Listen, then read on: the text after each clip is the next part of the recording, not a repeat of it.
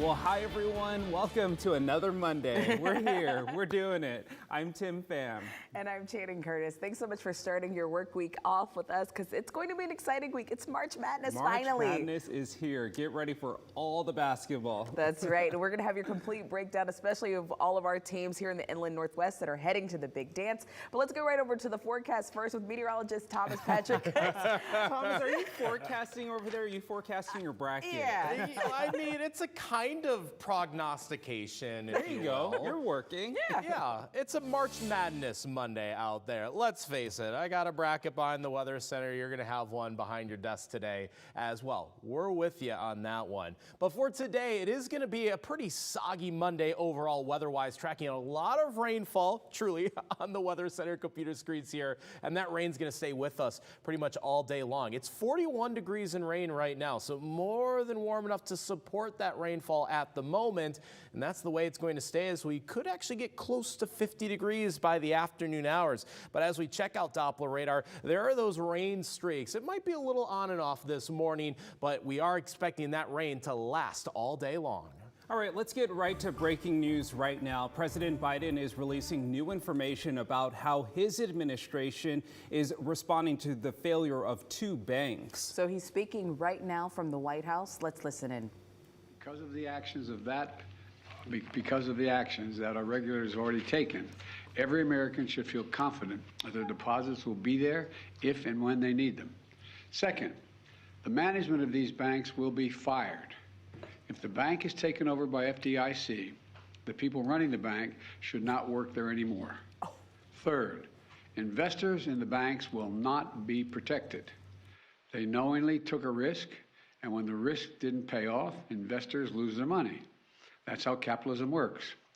And fourth, there are important questions of how these banks got into the circumstance in the first place. We must get the full accounting of what happened and why those responsible can be held accountable. In my administration, no one is above the law. And finally, we must reduce the risk of this happening again. During the Obama-Biden administration, we put in place tough requirements on banks like Silicon Valley Bank and Signature Bank, including the Dodd-Frank law to make sure that the crisis we saw in 2008 would not happen again. Unfortunately, the last administration rolled back some of these requirements.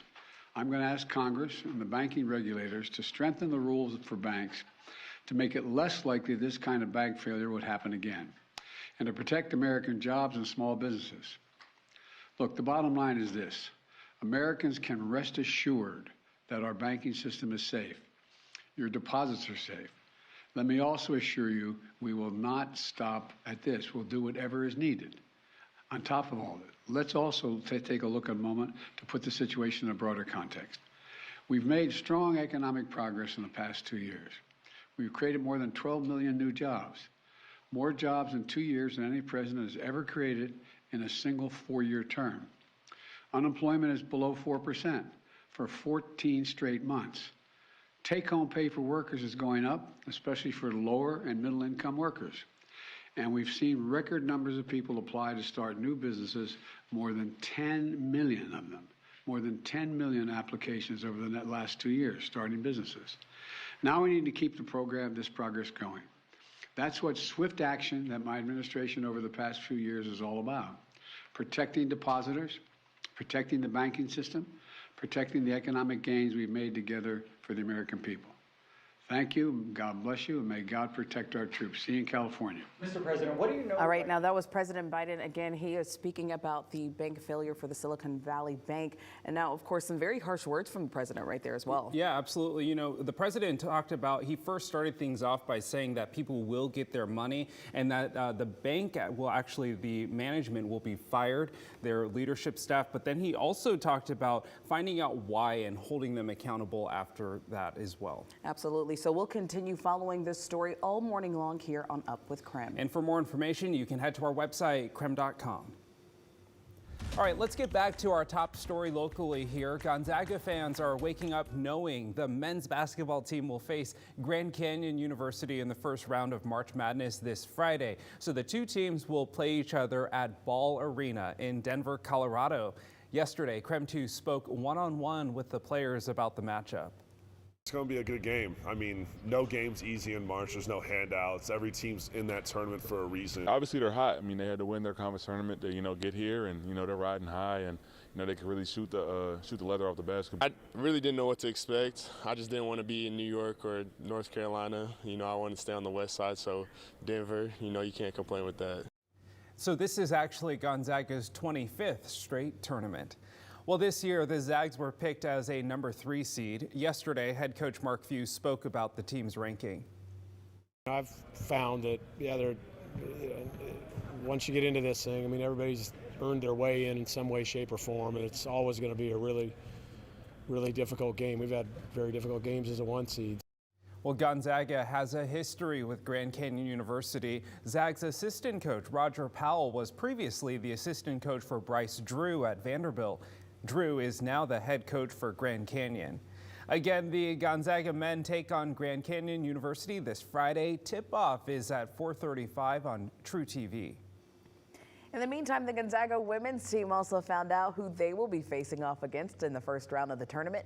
They earned a number 9 seed and will face Ole Miss this Friday in Stanford, California. Our Andrew Quinn was actually there as the team found out who they'll be facing and asked some of the players about getting back on the court after losing in the WCC tournament. You lose games and you wish you could have done more, but we have an opportunity to just come out stronger. I think we can use motivation, and it's kind of interesting. If we would have won, I don't know if we would have caught as many mistakes as we did have against Portland, and I think we'll be able to clean those up in preparation for this upcoming week. Now, the Portland Pilots women's basketball team broke the hearts of a lot of Gonzaga fans with their win in the WCC championship. They will be taking on the Oklahoma Sooners in the first round of the NCAA tournament, but they have some local players to keep an eye on as well.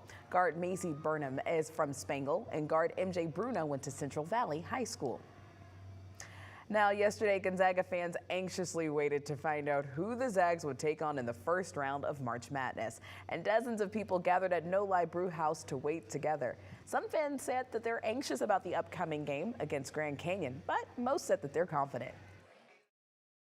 I predicted we were probably going to get a 3 seed, and all of the other bracket predictions I've seen had said that too, so I was just kind of going with that. But seeing that we're playing GCU is really exciting for me. Also, one of my friends goes there, and so I'm really excited to beat them. I want to say I'm nervous, but you never know, with the March Madness, Cinderellas happen all the time, so we just can't let it happen to us. We just need to go out and make that run, and just not let them make the run. As of right now, all we know is that the women's team will face Ole Miss on Friday. There's no tip-off time set just yet. While you are watching your favorite teams compete in the tournament, one of the best ways to keep up with all of the action is through our March Madness Bracket Challenge. So here's how it works. You can register for free online at KREM.com to take part in the March Bracket Challenge. Northern Quest will be giving away weekly vouchers for free pizzas if you are able to beat our sports director Travis Green's bracket through each round of the tournament. So for a link to the Bracket Challenge, just text us the word bracket to 509-448-2000. Know that Travis and Channing their brackets are always very, very good every single year. Weather-wise this morning, we are tracking some rainfall, not only for the morning hours, but likely just going to stay with us all day long today. Thankfully, a mild day, so it is just going to be all liquid precipitation. Only snowfall is going to be over Ferry County, so think Sherman Pass and up towards the Republic area. Only spots to see some snow for today. Otherwise, temperatures will be in the 40s, if not 50s by this afternoon. Again, supporting an all rainy day. So for your coffee planner, you might need that extra cup. It is now, we did just spring forward yesterday. Temperatures will be in the 40s, if not 50s for the afternoon, but rain all day long with a chance for some heavier rain during the evening hours. Happening today, TJ Meenach Drive is closed. It just closed just moments ago between Northwest Boulevard and Pettit Drive for road work. This is a live look right now at the road conditions there and the closure. The bridge is now officially closed, so you can see the barricades are up and drivers will now have to go around. This is all a part of the final stage of the City of Spokane's plan to protect the Spokane River. The project includes installing new sewer pipes and resurfacing the road. The construction will also mean detours, like we mentioned. Traffic will be rerouted at Pettit Drive interchange and will be detoured to Maxwell Avenue and the Maple Ash corridor, and that's leaving some worried. I could see a few car wrecks or just uncircumstance-wise. People might not be used to it. Spokane drivers are just a little iffy. Well, the city says the street closure is expected to last about 5 months, with an estimated reopening in August. Meanwhile, a new disc golf course and easier river access will also be added as a part of the project.